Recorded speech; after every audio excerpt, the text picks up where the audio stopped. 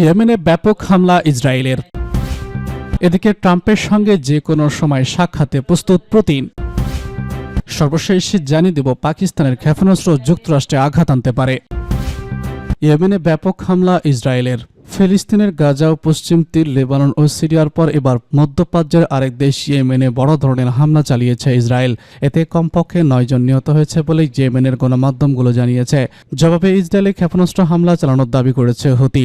গতকাল বৃহস্পতিবার ভোরের দিকে ইয়েমেনের সামরিক স্থাপনায় হামলা চালানোর কথা জানায় ইসরায়েলি সামরিক বাহিনী। হুতি বিদ্রোহীদের ক্ষেপণাস্ত্র নিক্ষেপের পরিপ্রেক্ষিতে এই হামলা চালালো বলে দাবি করেছে ইসরায়েল। এ বিষয়ে ইসরায়েলি সামরিক বাহিনীর মুখপাত্র বলেছেন, হুতি বিদ্রোহীদের সামরিক স্থাপনা লক্ষ্য করে হামলা চালানো হয়েছে। এর মধ্যে রাজধানী সানা, বন্দরনগর, জ্বালানি অবকাঠামো রয়েছে। হুতি ঘনিষ্ঠ টেলিভিশন চ্যানেল আল সামিরা জানায়, গতকাল ভোরের দিকে সানা ও বিমানবন্দর নগরী হুদাইদাতে আগ্রাসী অভিযান চালিয়েছে ইসরায়েল। সানার 2টি কেন্দ্রীয় বিদ্যুৎ কেন্দ্র হামলা হয়েছে। এছাড়া হুদাইদাহার বন্দরের শত্রুপক্ষ অন্তত 4টি হামলা চালিয়েছে। 2টি জ্বালানি স্থাপনায় হামলা হয়েছে। ইসরায়েলি হামলায় 9 জন নিহত হওয়ার খবর জানিয়েছে আল সামিরা চ্যানেল। তাদের মধ্যে বন্দরনগরী সালিফে 7 জন এবং রাইস ইশা জ্বালানি অবকাঠামোয় বাকি 4 জন নিহত হন। 2টি জায়গায় ইয়েমেনের পশ্চিমাদের হুদাইদা প্রদেশে অবস্থিত। এদিকে ইসরায়েলের পাল্টা ক্ষেপণাস্ত্র হামলা চালানোর দাবি করেছে হুতি বিদ্রোহীরা।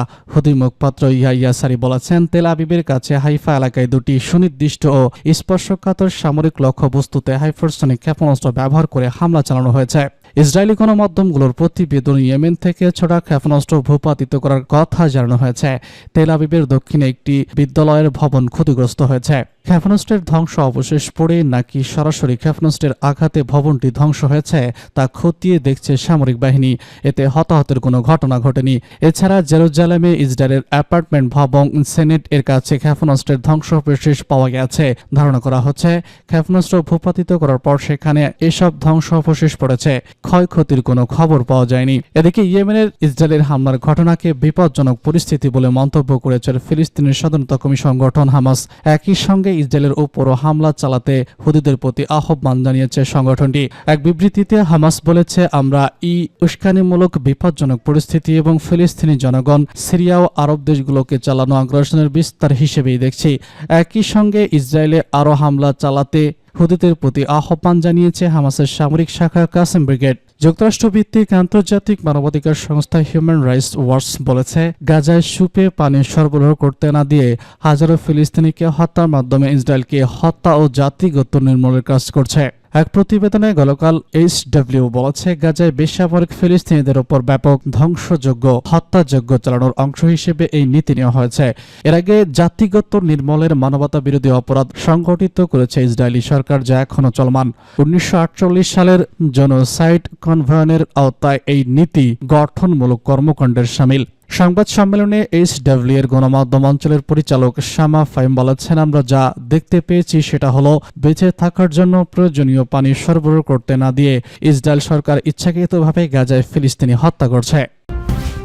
ট্রাম্পের সঙ্গে যে কোনো সময় সাক্ষাতে প্রস্তুত পুতিন।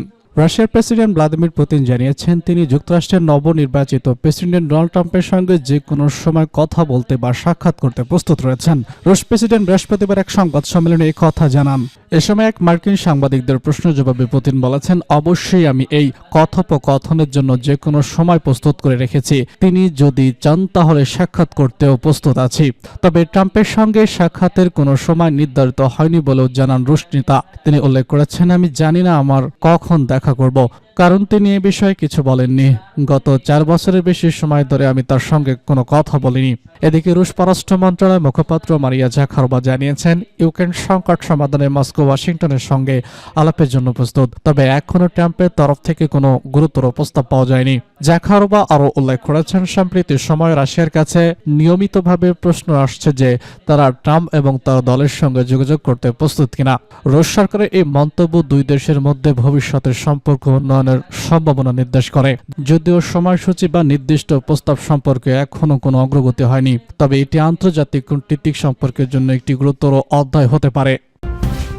পাকিস্তানের ক্ষেপণাস্ত্র যুক্তরাষ্ট্রে আঘাত আনতে পারে। পাকিস্তান এমন সব ক্ষেপণাস্ত্র উৎপাদন করছে যা যুক্তরাষ্ট্র পর্যন্ত আঘাত আনতে পারে।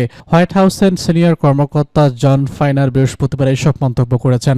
পাকিস্তানের ব্যালিস্টিক ক্ষেপণাস্ত্র কর্মসূচির সাথে সম্পৃক্ত 3টি প্রতিষ্ঠানের উপর মার্কিন নিষেধাজ্ঞা আরোপের একদিন পর তিনি এসব মন্তব্য করলেন। ডেপুটি ন্যাশনাল সিকিউরিটি উপদেষ্টা জন ফাইনার বলেছেন, গণমাধ্যমের আচরণ তাদের উদ্দেশ্য নিয়ে সত্যিকারের প্রশ্ন সৃষ্টি করেছে। এন্ডিওমেন্ট ফর ইন্টারন্যাশনাল পিসে বক্তব্যকালে তিনি বলেন, স্পষ্টভাবেই পাকিস্তানের কার্যক্রম যুক্তরাষ্ট্রকে প্রতি সম্ভাব্য হুমকির চেয়ে অন্য কিছু বিবেচনা করা খুবই কঠিন।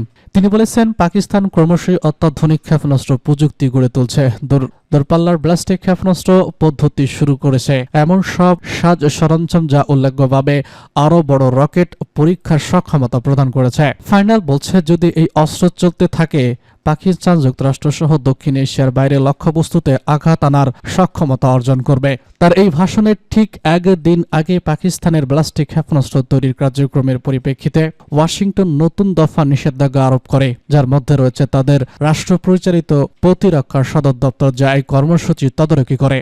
পাকিস্তানের ব্যালিস্টিক ক্ষেপণাস্ত্র কর্মসূচির উপর যুক্তরাষ্ট্রের নতুন নিষেধাজ্ঞাকে বৈষম্যমূলক বলে বৃহস্পতিবার নিন্দা জানিয়েছে ইসলামাবাদ। কর্মসূচির উপর এই নিষেধাজ্ঞা আঞ্চলিক শান্তি ও নিরাপত্তাকে ঝুঁকির মুখে ফেলবে বলেও দাবি করেছেন পাকিস্তান।